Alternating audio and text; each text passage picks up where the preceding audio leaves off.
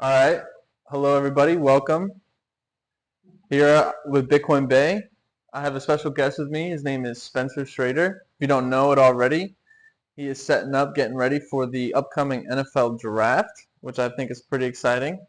I'm sure every boy growing up has always dreamed once in their lives about getting into the NFL, and here Mhm. Spencer has an actual shot at doing just that. So, very excited. He has a very interesting history, very interesting background.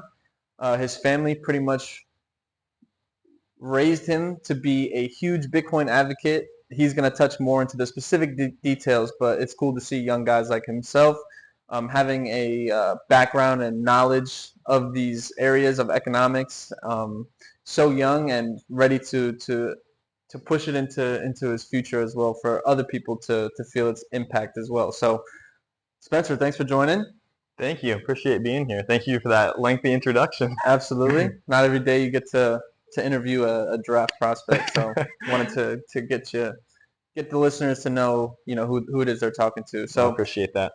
got a lot of questions here for you. I think we should start with your background. Can you tell me kind of what you were telling me earlier about how you were brought up?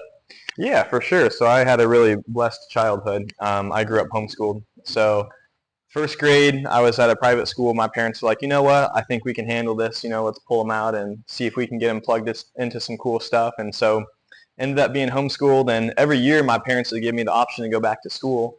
And I told them no every single year. I'm like, I'm cool. I like this. But I was blessed. I was able to be involved in a lot of extracurriculars. I played high school sports all the way through, my entire career in high school. Got to go to all the school dances and stuff. So I really didn't feel like I was missing out on anything. I just felt that the freedom to work at my own pace and explore my passions was hugely beneficial throughout my homeschooling journey. And I think it positioned me well athletically wise as well because I got to play multiple sports in high school.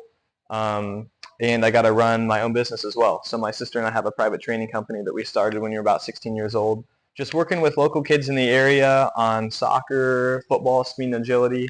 I've since expanded and do more mental strengthening lessons as well because you realize that when you get to that higher level in sports, that's really the separator is the mental strength. So we're running that. In addition, my family has a nonprofit devoted towards education.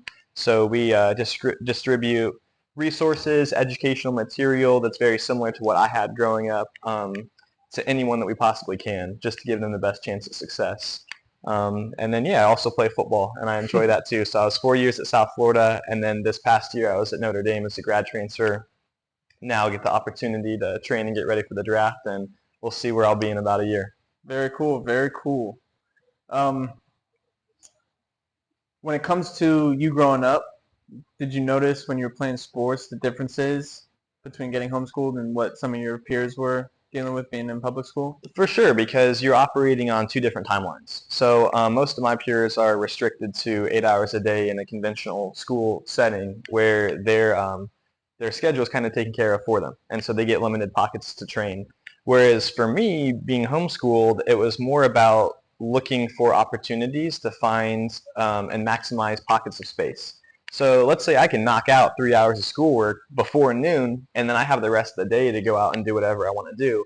Now, the theme is you have to be disciplined with that time because just having time doesn't necessarily mean that you're going to maximize it. You still have to be disciplined and you still have to make sure that you're ordered on everything that you're doing.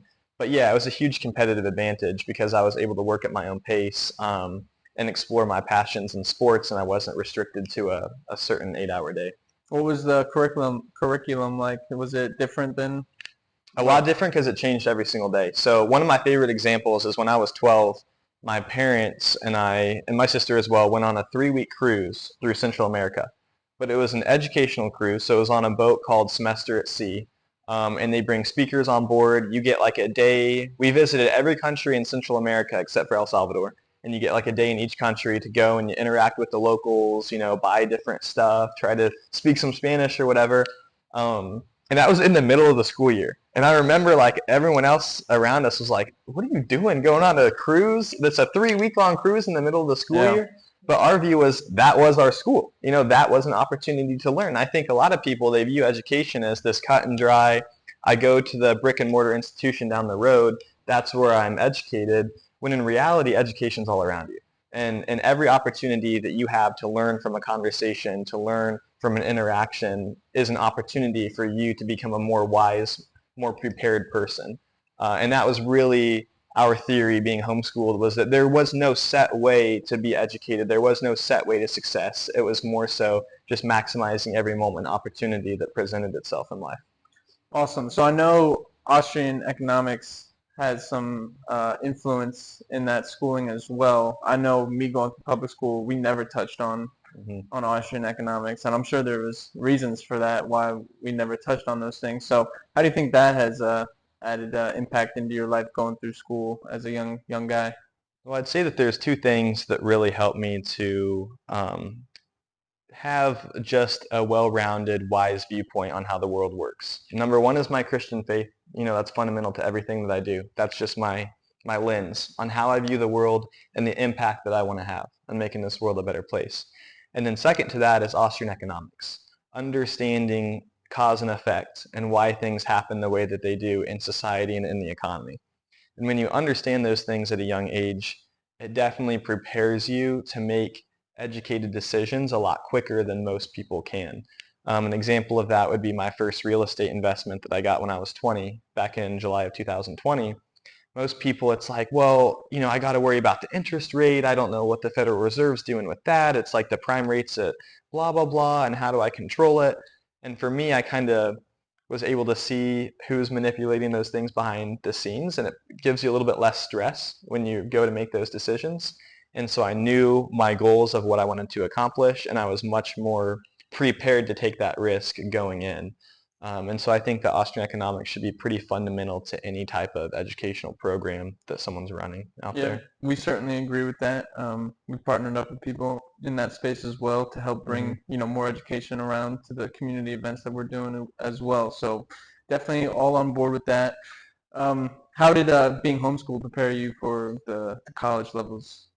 Yeah, I think a lot of people they have it a little backwards. They're like, well, is your kid going to be prepared for college when they're out on their own, when Right. they're not in a system that has been set up by their parents? Are they going to be able to handle that? For me, it was the opposite. I was more prepared than all my peers going in because I had spent a lifetime taking care of my own work, sitting down, being disciplined.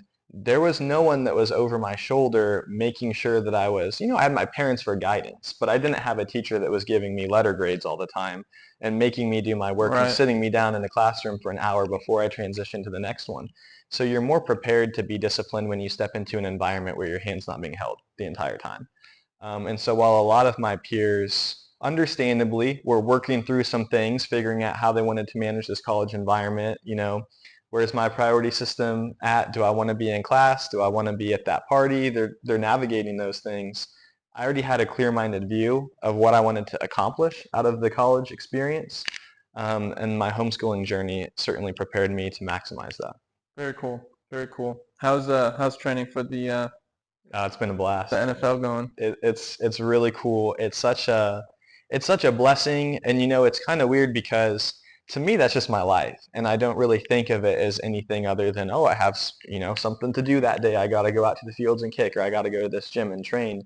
But to other people, it's really cool, because it's not something that happens every day, and it does take a lot of hard work and sacrifice to make it to that level. So then for me, the way that I try to frame it is that with great blessing comes great responsibility. And I don't owe it to myself to make it to the NFL. I owe it to my parents. I owe it to my sister. I owe it to the generations that came before me. I owe it to the generations that come after me to give it my all when it comes to training to make it to that level. And that's really cool. And I Yeah. think that's probably my primary fuel behind working hard in that area. And then you understand that something like a football game, like I kick an oval ball through two yellow posts. Like it's not that important, right? But a lot of people think that it is, and then so through that platform, you can go on to make an impact and do really cool things and make the world a better place. And I think that's the most exciting part about it for me. Awesome. Awesome. Very cool. And I know we were talking earlier, you of course want to provide an impact bigger than just playing football. Would you like to touch on, kind of some of how you expect to do that or how you would like to do that moving forward with the new platform that you should be getting on here soon? Yeah, absolutely. I think that it relates to the faith. I think that everyone seeks purpose and fulfillment in life. And you can find purpose and fulfillment in sports, in entrepreneurship, in other things temporarily. But I think that there's like a human desire for lasting purpose and fulfillment that can only be satisfied by making a true positive impact on this world. And for me, the most common way to do that is by living my life like Jesus would have lived his. And so if I can do that and use the NFL, use the entrepreneurial endeavors, use the nonprofit as tools to do that, then that's going to keep me fueled and keep me going. And so I've been developing these fundamentals my entire life. Maybe now that I'm in more of a spotlight, they kind of come into fruition, but these are thoughts that I've had for years. Um, and then it's like, yeah, people think it's like overnight success, someone blows up, right? They get all of this media attention, but it's the habits that you form every single day that allows those successes to happen.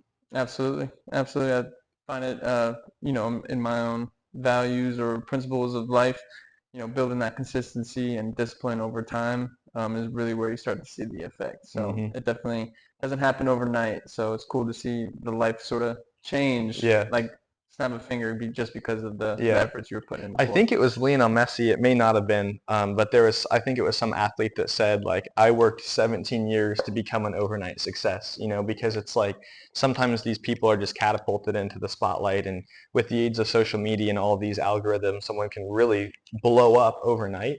But if you don't have the fundamentals and the habits that you formed throughout your entire life, then it's hard to know where to steer when that fame does come your way. A lot of guys get thrown off course, unfortunately, because they just haven't developed those solid fundamentals to carry them through the stresses and the pressures that do come with that extra fame. Awesome. So a lot of the attention we focus on is obviously Bitcoin. How has Bitcoin impacted your life with the busy schedule that you have? So Bitcoin for me, I think I first started hearing about it back in 2015 when I was living in Texas. And at first it was just kind of this cryptocurrency that was seen as maybe like this thing that could boom and you can maybe make some money off of it, but there wasn't like a whole lot of information that was being spread about its fundamentals and what it stood for and the impact that it could have. And then through my journey in Austrian economics and always kind of being an outside of the box thinker in general, Bitcoin was kind of always there, and I always kind of looked at it like, man, that's kind of interesting, what that asset is doing.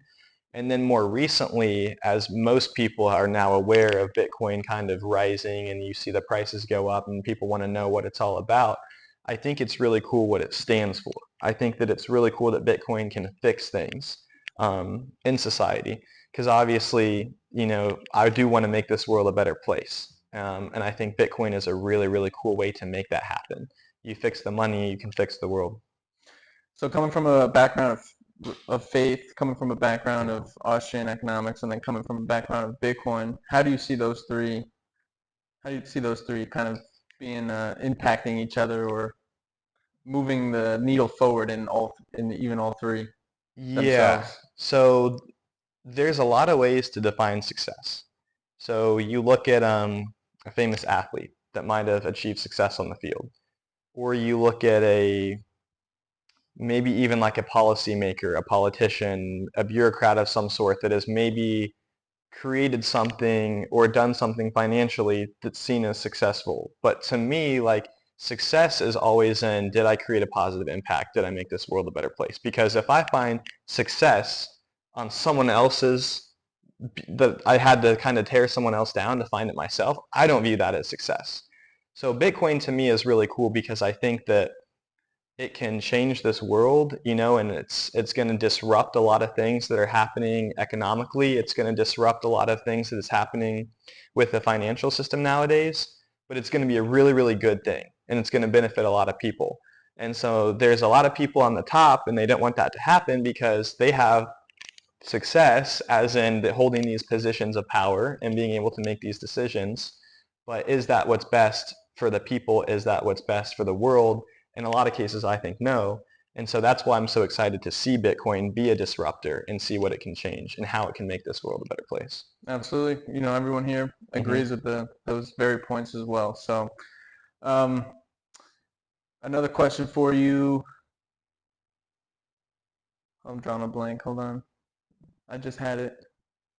Oh, advice. So, Hmm. is there any advice that you can offer maybe to some younger athletes when it comes to, I mean, obviously Bitcoin and football can be separated. You know, you Hmm. chasing football doesn't mean you have to be chasing Bitcoin. But any advice to any young kickers and maybe some advice to young Bitcoiners Yeah. to help them kind of hit the success that drives impact for other people?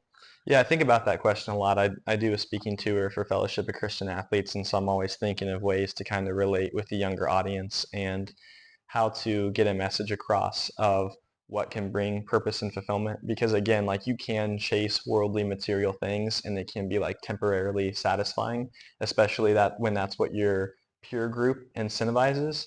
But to me, like the only way to have that true purpose and fulfillment in life is to make the world a better place and is to create a positive impact. And I think that when you see something that has such an overwhelming upside and such potential as a thing to do good, like it's your social obligation to be a supporter of that and to drive that. And so yeah, like you don't have to devote your life to Bitcoin as a football player. Or say you're a Bitcoiner, you don't have to devote your life to athletics. But we should be encouraging of each other. We should try to build up each other and build up institutions that are promoting good things, that want to work towards building a really, really cool society. And so that's where I think the overlap is. Not everyone has to go out and be an expert in Bitcoin and really understand all the fundamentals and how it works, but can you support something that you really see has a lot of upside and can change the world? Yeah, you can, you know. And so I'm not the world's expert on Bitcoin by any means, Sure. but I want to know enough about it so that I can properly, talk about it and support it and promote it. Very cool. Very cool. Any cool game time stories over last year in Notre Dame that sticks out among the others? Oh man, that was just such a cool experience I all the way bet. around. Yeah, that's just there's so many. The thing that you remember about a place like Notre Dame is your interactions with your teammates and just like the relationships that you've made because it's really like going to battle with one another Right. for like a season, and it's like you go in that arena and you're just fighting alongside each other. And I was thinking about something the other day because there's a lot of, negatives that happen. You miss a kick, you lose a game, and I was thinking like that can be crushing. Like in the moment, those are devastating emotions to feel. But then in reflection, I'm like, man, I'm so blessed to have even felt that. To even be in an environment where I'm standing shoulder to shoulder with a teammate, and we're playing in front of 80,000 people in a stadium, 13 million more people on TV, to have an emotion of like, oh, I just let my team down. Realistically speaking, that's a blessing to even be in a situation to feel that. And so that's why when I reflect on my journey at South Florida and at Notre Dame, I really have nothing but good memories. Because yeah, I would have changed some things. I would have done some things differently. I wish I would have made more kicks. I wish I was better. But how blessed was I to even experience Oh those yeah. emotions and go through those adventures in the first place? Oh yeah. Yep. I know just for me, I played football growing up, played basketball growing up, so making it to the next level was always, of course, a dream. But I Hmm. went on a different path, obviously. So Well, everyone wants to fight for something, and yeah. I think that's natural. Like we as people, we want to stand for a cause. We want to fight for something. And so for me, yeah, that's like in an arena with a football helmet and some pads on, and that's kind of what I'm fighting for. But I'm also fighting for Bitcoin. I'm fighting for entrepreneurship. I'm fighting for my faith. I think it's really important that people have something that they just want to fight for. Because you lose that, and then that's when we start to feel kind of empty inside, and that's when we start to feel lost, is when we don't have anything to work Hmm. for. If you could pick any team to play for in the NFL, what team would you pick? See, this is a dangerous question to, to ask because if this goes out or airs and I'm on a different team, then they're going to be like, "What are you doing, man? Supporting this other program?" But no, I'd say it'd be really cool, like to be at home, like playing with the Bucks or something. They Yeah. have a guy, but I think it's just going to be a blessing to be anywhere where I end up. I think I'm a very big believer in perspective. There is no perfect situation. You make the perfect situation. So I'd love to be somewhere warm, but if I'm somewhere cold, that's what it is. We Hmm. make the most of it. I'd love to be home in Tampa, but if I'm somewhere else, then you make the most of it, and that becomes your perfect Yeah. situation. Did you, when you were a kid, ever were you like thinking I'm going pro, or did it kind of happen to be more real and real as you got older? No, I mean, I only started playing football my senior year of high school, Right. and so I never had dreamed about playing in the NFL. I never wanted to be a football player. I was a soccer player. That's what I pursued. I went overseas after I graduated high school and played a little bit of semi-pro soccer in Brazil and Canada. Um, and a lot of people will ask like what that transition was like. Like, did you